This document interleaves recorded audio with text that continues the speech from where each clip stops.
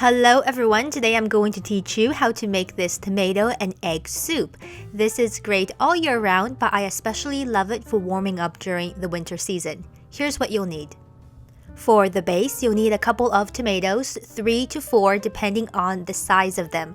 You want to choose some more watery ones and some firmer tomatoes.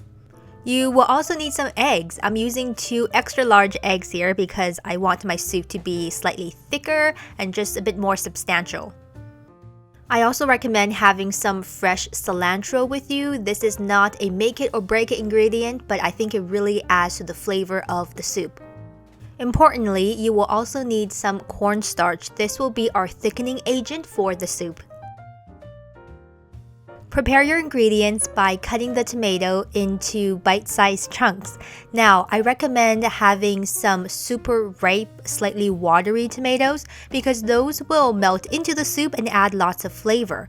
But if you use all super ripe tomatoes, you won't have any tomato chunks left over once we finish making the soup. So I like to use a combination of super ripe and slightly firmer tomatoes, ones that aren't all that watery yet.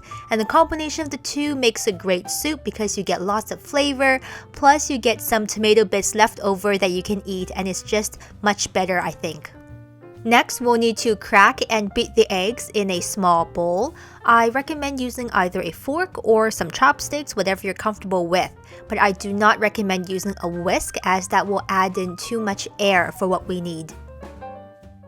On a clean, ready-to-eat chopping board, roughly chop up your fresh cilantro. I'm lucky enough to have these fresh from the garden, so that's really nice. But you can also feel free to substitute spring onion instead of cilantro if that's harder to find in your area. Lastly, we'll need to prepare some cornstarch water. I think I used about maybe 1.5 teaspoons for this video here. Of course, adjust according to what you need, and realistically, all this does is add thickness to our soup. So if you like a thicker soup, add more cornstarch. If you don't want a thicker soup, add less.